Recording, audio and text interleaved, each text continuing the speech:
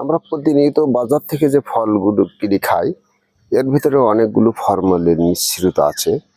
দেখেন আমার গাছে অনেকগুলো পেয়ারা হয়েছে, তার থেকে দুটো পেয়ারা পেড়ে আপনাদের দেখাচ্ছি।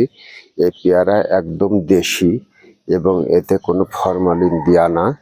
বিষ নামক ফরমালিন মিশ্রিত আমরা যে ফলগুলো বাজার থেকে কিনে খাই, আসলে যদি আমরা চেষ্টা করি, বাড়িতে জায়গা না থাকলেও আপনারা চেষ্টা করবেন ছাদের উপরে যদি কোনো ফল লাগাতে পারেন, তাহলে ছাদের উপরে এগুলো হয়ে থাকে।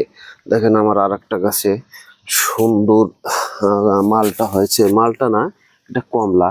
আগের ভিডিওতে দেখাইছিলাম তখন ছোট ছোট ছিল, অনেকগুলো বড় বড় হয়েছে। দেখেন অগণিত ফল হয়েছে, যে ফলের শেষ নাই। এই ছোট্ট একটা গাছে প্রায় 1-1.5 ফল হয়েছে। এই ফলগুলো আসলে যখন পাকবে তখন সুন্দর দেখা যাবে। আমি আবারও আপনাদের দেখাবো এই ভিডিওতে, আপনারা সাথে থাকবেন। আর বাজার থেকে আপনারা ফল কিনে খাবেন ঠিকই, কিন্তু চেষ্টা করবেন বাসাতে লাগানোর জন্য। আল্লাহ হাফেজ, সুস্থ থাকেন, ভালো থাকেন, আপনার দিনটা শুভ হোক।